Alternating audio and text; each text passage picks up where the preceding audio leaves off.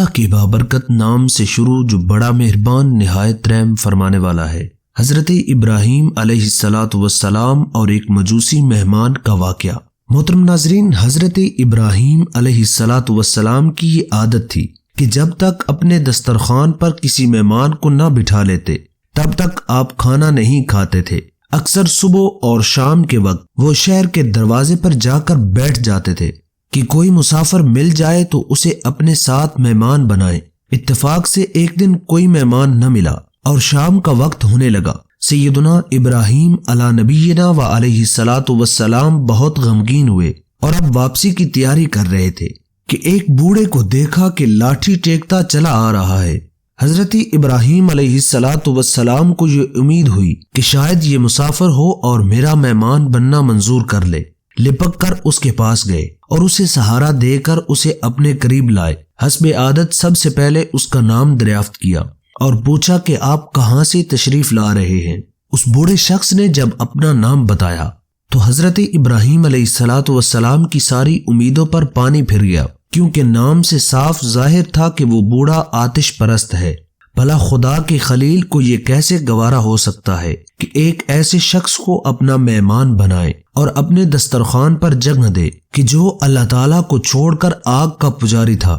توحید تو جناب ابراہیم علیہ السلام کی رگ رگ میں پیوست تھی۔ اپنے رب کی خاطر تو حضرت ابراہیم علیہ السلام آگ میں بے خطر کود چکے تھے۔ محض ایک خواب دیکھ کر ابراہیم علیہ السلام نے تو اپنے اکلوتے بیٹے جناب اسماعیل علیہ السلام کی گردن پر چھری چلا دی تھی۔ وہ کیسے گوارا کر سکتے تھے کہ ایک مشرک کے میزبان بنے؟ سیدنا ابراہیم علیہ السلام نے بوڑھے کی طرف سے رخ موڑ لیا۔ اندھیرا چھا رہا تھا۔ بیچارہ 70 سالہ آتش پرست کہاں جاتا، کس کے ہاں قیام کرتا؟ بڑا ہی فکر مند بیٹھا تھا۔ آخر ہمت کر کے حرف مطلب زبان پر لایا اور حضرت ابراہیم علیہ السلام سے درخواست کی کہ آپ مجھے اپنا مہمان بنا لیں۔ حضرت ابراہیم علیہ السلام معمولی آدمی نہیں تھے، دین حنیف کے بانی، شرک اور بت پرستی کے سخت دشمن تھے۔ صاف جواب دے دیا کہ نبی ہوں، ایک مشرک کو اپنی پاک روٹی نہیں کھلا سکتا، البتہ اگر تو اسلام قبول کر لے اور آتش پرستی سے توبہ کر لے تو ایک دن کیا ساری زندگی تیری خدمت کرنے کو تیار ہوں۔ بوڑھا خاموش رہ گیا اور دوسری طرف چل پڑا۔ اب رات آ چکی تھی، اس لیے حضرت ابراہیم علیہ السلام بھی اپنے مکان کی طرف روانہ ہوئے۔ ابھی 2-4 قدم ہی چلے ہوں گے کہ وحی کا نزول ہوا۔ اللہ تعالیٰ نے ارشاد فرمایا، ابراہیم تم اس بوڑھے مجوسی کو ایک وقت کا کھانا بھی نہیں کھلا سکے اور کھانے کے عوض اس سے دین کو بدلنے کا مطالبہ کر دیا، اور مجھے دیکھو، میں 70 برس سے اس کے شرک اور کفر اور بغاوت کے باوجود اس کی پرورش کر رہا ہوں، اس کی ہر ضرورت کو پورا کرتا ہوں۔ وہ مجھے چھوڑ کر آگ کے آگے سجدہ کرتا ہے اور اس کے حضور دستے دعا کرتا ہے۔ ایک اپنا ظرف دیکھو، ایک میرا ظرف۔ وہی آتے ہی حضرت ابراہیم علیہ السلام پلٹ پڑے اور بوڑھے کو جا کر بلایا۔ کہا، جناب چلیے، میں آپ کی میزبانی کے لیے تیار ہوں، آپ میرے مکان پر قیام فرمائیں۔ حضرت امام غزالی رحمت اللہ تعالی علیہ نے احیاء العلوم میں لکھا ہے کہ وہ بوڑھا مجوسی حیران ہو گیا کہ انہوں نے اتنی جلدی اپنا فیصلہ کیوں واپس لے لیا۔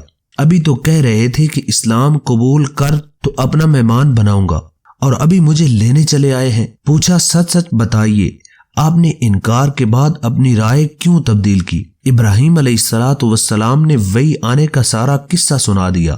مجوسی کی آنکھیں نم ہو گئی، ندامت سے سر جھکا لیا۔ کہا کہ اے اللہ کے نبی، میں خدا کا باغی، میں آگ کا پجاری، میں اس کے در کو چھوڑ کر در بدر کی ٹھوکریں کھانے والا، رسم و رواج کا اسیر، میں جھوٹے توہمات کا قیدی، حقیقی مالک کو 70 برس سے بھلا کر بھٹک رہا ہوں۔ میں نے اسے کبھی بھی یاد نہیں کیا، اسے کبھی بھی نہیں پکارا، مگر میرا مالک مجھ سے غافل نہیں رہا۔ اس نے مجھے میری نافرمانیوں کے باعث کبھی بھی اپنے خوان نعمت سے نہیں اٹھایا، میری پرورش کی، مجھے سہارا دیا، حتیٰ کہ آپ کو تنبیہ کی، ہاتھ بڑھائیے اور مجھے قبول کیجیے۔